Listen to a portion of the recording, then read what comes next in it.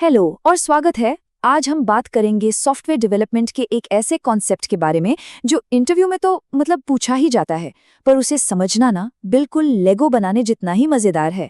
तो चलें, आइए इस कोड को मिलकर क्रैक करते हैं। तो सबसे पहला और सबसे जरूरी सवाल, ऑब्जेक्ट ओरिएंटेड प्रोग्रामिंग या जिसे हम ओओपी कहते हैं, आखिर ये है क्या? देखिए, अगर कोई C# का इंटरव्यू देने जा रहा है तो ये सवाल तो आना ही आना है। पर बात यह है कि ये सिर्फ एक कोडिंग टेक्निक नहीं है। नहीं, ये असल में सोचने का एक तरीका है, और इसे समझने का सबसे आसान रास्ता है, पता है क्या? लेगो ब्लॉक्स। सोचिए, जैसे हम अलग अलग लेगो ब्लॉक्स को जोड़कर एक शानदार किला या गाड़ी बना लेते हैं, ठीक वैसे ही ओओपी में हम कोड के छोटे छोटे टुकड़ों को, जिन्हें ऑब्जेक्ट्स कहते हैं, उन्हें जोड़कर बड़े बड़े कॉम्प्लेक्स एप्लीकेशंस तैयार करते हैं। सिंपल। तो चलिए इस लेगो वाली दुनिया में थोड़ा और अंदर चलते हैं। देखिए, ओप्स की पूरी कहानी जो है ना, वो दो बेसिक आइडियाज से शुरू होती है। एक है क्लास और दूसरा है ऑब्जेक्ट। इनको ऐसे समझिए, जैसे लेगो सेट के साथ एक ब्लूप्रिंट आता है और फिर उस ब्लूप्रिंट से हम असली मॉडल बनाते हैं। बस वही है क्लास और ऑब्जेक्ट। कितना सिंपल है ये, है ना? एक तरफ जो ब्लूप्रिंट है वो है हमारी क्लास। ये एक तरह का नक्शा है जो बताता है कि भाई कार कैसी होगी, मतलब उसमें पहिए होंगे, उसका कोई रंग होगा और वो चल सकेगी। और दूसरी तरफ जो असली लेगो कार बनके तैयार हुई, वो है हमारा ऑब्जेक्ट। और मजे की बात यह है कि एक ही ब्लूप्रिंट यानी एक ही क्लास से हम कई ऑब्जेक्ट्स बना सकते हैं। एक लाल कार, एक नीली कार, एक पीली कार, सब के सब एक ही क्लास पर बेस्ड हैं। अब देखिए, जैसे किसी भी मजबूत इमारत के पिलर्स होते हैं, वैसे ही ओओपी भी 4 मजबूत पिलर्स पर टिका हुआ है। ये वो 4 मेन प्रिंसिपल्स हैं जो हमें ऐसा कोड बनाने में हेल्प करते हैं जो ऑर्गेनाइज्ड हो, एफिशिएंट हो और जिसे हम बार बार इस्तेमाल कर सकें। तो चलिए एक एक करके इन पिलर्स को समझते हैं। तो हमारा पहला पिलर है इनहेरिटेंस।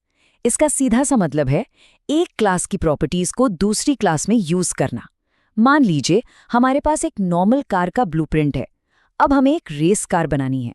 तो क्या हम सब कुछ शुरू से बनाएंगे? नहीं, हमें पहिए और इंजन फिर से डिजाइन करने की कोई जरूरत नहीं है। हम बस उस नॉर्मल कार के ब्लूप्रिंट को, जिसे पेरेंट क्लास कहते हैं, इनहेरिट कर लेंगे और उसमें स्पॉइलर और टर्बो जैसी नई चीजें जोड़ देंगे। इसे कहते हैं कोड का स्मार्ट रीयूज। अच्छा, दूसरा पिलर है एनकैप्सुलेशन। इसको बस अपने लेगो बॉक्स की तरह समझिए। बॉक्स के अंदर क्या होता है? सारी जरूरी ईंटें, मतलब हमारा डेटा, और उनको जोड़ने के इंस्ट्रक्शंस, मतलब हमारे मेथड्स, सब कुछ एक साथ एक ही जगह पर। ये बॉक्स अंदर की सारी कॉम्प्लेक्सिटी को बाहर की दुनिया से छिपा कर रखता है। हमें तो बस स्टीयरिंग व्हील जैसे जरूरी हिस्से ही दिखते हैं, है ना? इससे हमारा डेटा भी सेफ रहता है और कोड भी एकदम ऑर्गेनाइज्ड। अब आते तीसरे पिलर पर, एब्स्ट्रैक्शन। इसका तो एक ही मंत्र है, कॉम्प्लेक्सिटी छिपाओ और सिर्फ जरूरी चीजें दिखाओ। सोचिए, जब हम गाड़ी चलाते हैं तो हमें बस स्टीयरिंग व्हील, गियर और ब्रेक से मतलब होता है। हमें ये जानने की जरूरत नहीं पड़ती कि अंदर पिस्टन कैसे चल रहा है या इंजन में क्या हो रहा है। एब्स्ट्रैक्शन बिल्कुल यही करता है। ये हमें सिर्फ जरूरी कंट्रोल्स देता है और बाकी की सारी इंजीनियरिंग को अंदर छिपा देता है। और हमारा चौथा और आखिरी पिलर है पॉलीमॉर्फिज्म। थोड़ा फैंसी नाम है पर मतलब बड़ा सिंपल है, एक नाम काम अनेक। मान लीजिए हमारे पास एक बिल्ड बटन है। अगर हम इस बटन को कार के ब्लूप्रिंट के साथ इस्तेमाल करते हैं तो क्या बनता है? एक कार।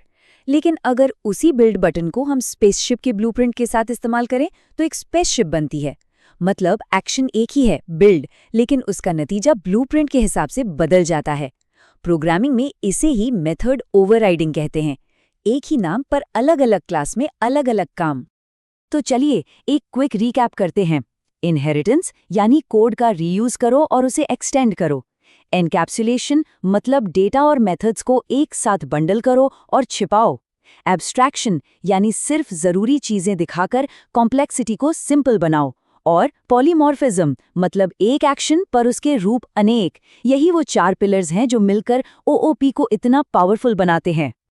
अच्छा, अब जब हम रूल्स जान गए हैं तो चलिए एक मजेदार चीज देखते हैं। क्या होता है जब ये रूल्स आपस में उलझ जाते हैं?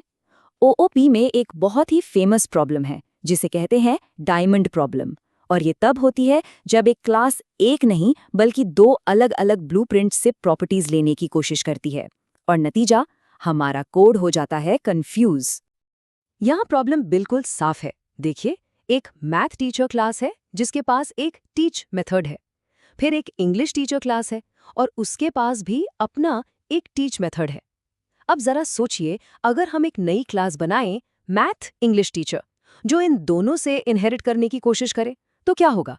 जब हम टीच कमांड देंगे तो कंपाइलर क्या करेगा? वो मैथ्स पढ़ाएगा या इंग्लिश? बस यही कंफ्यूजन है डायमंड प्रॉब्लम।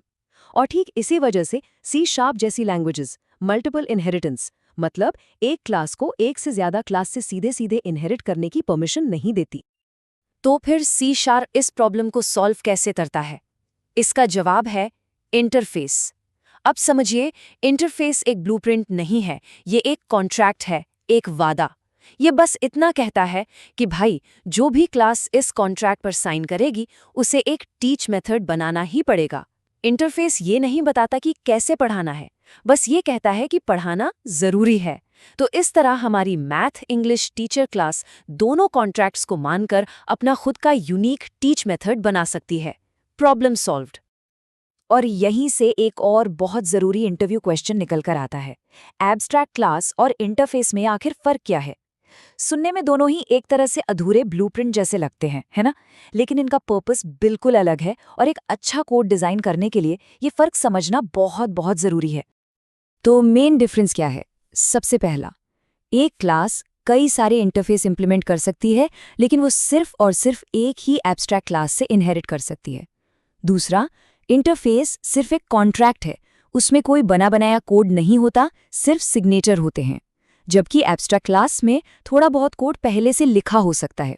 इसे याद रखने का सबसे अच्छा तरीका ये है, इंटरफेस ये डिफाइन करता है कि एक ऑब्जेक्ट क्या क्या कर सकता है, उसकी कैपेबिलिटीज क्या हैं, और एब्स्ट्रैक्ट क्लास ये डिफाइन करती है कि वो ऑब्जेक्ट असल में क्या है, उसका बेसिक नेचर क्या है।